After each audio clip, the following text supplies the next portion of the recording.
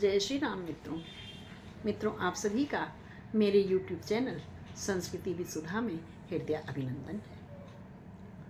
मित्रों, हमने रावण के विषय में जाना पिछले वीडियो में। अब प्रभु के सौंदर्य का वर्णन करने जा रहे हैं।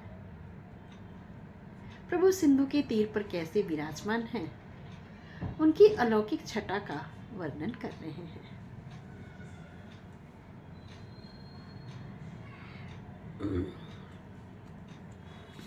यहाँ सुबेल सैल रघुवीरा, उतरे सेन सहित अति भीरा, शिखर एक उतंग अति देखी, परम रम्य सम शुभ्र बिसेखी। यहाँ श्री रघुवीर सुबेल पर्वत पर बड़ी सेना के साथ उतरे हैं और एक पर्वत का एक बहुत ऊंचा परम रमणीय और समतल और विशेष रूप से जल शिखर देख करके तहाँ तरु के से लय सुमन सुहाए, लक्ष्मण रचि निज हाथ डसाए, ता पर रुचि मृदुल मृग छाला, ते आसन आसीन कृपाला।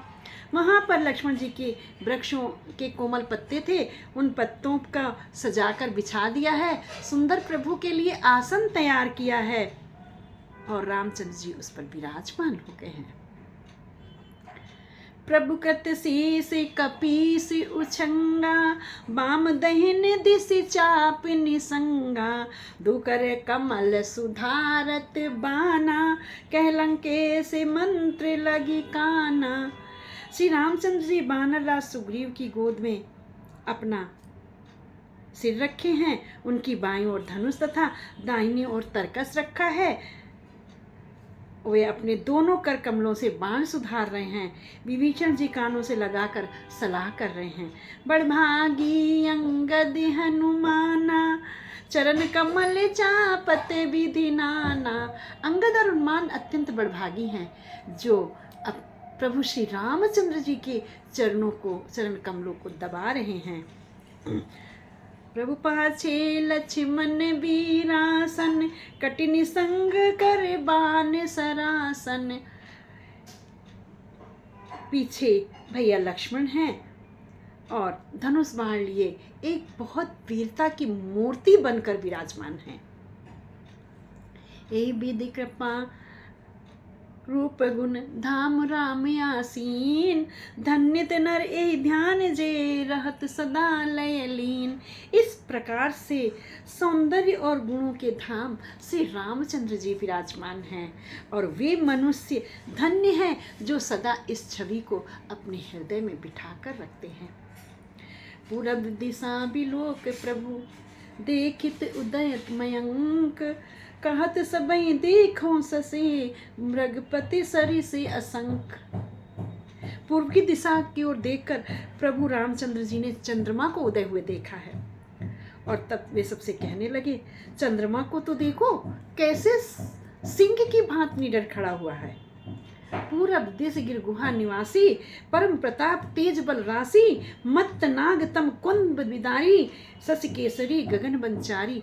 पूर्व दिशा रूपी पर्वत की गुफा में रहने वाला अत्यंत प्रताप तेज और बल की राशि चंद्रमा रूपी सिंह अंधकार रूपी मत वाले हाथी के मस्तक को विदीर्ण करके आकाश रूपी वन में स्वच्छंदता से विचरण कर रहा है। कह सुग्रीव सुनहु रघुराई, ससिमु प्रगट भूमि कै छाई।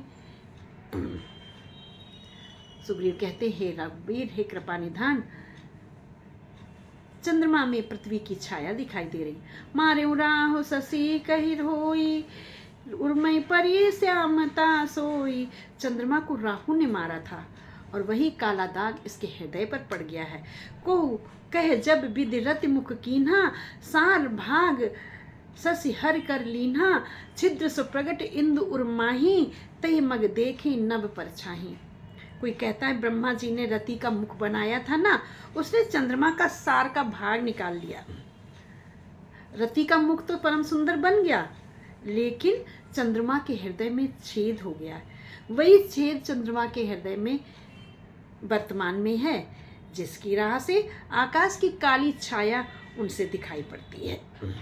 प्रभु कह गरल बंधु ससिकेरा, अति प्रिय निज उर दीन बसेरा, विष संजुत कर निकर पसारी, जारत बिरह वंत नर नारी। श्री राम जी ने कहा, विष चंद्रमा का बहुत प्यारा भाई है।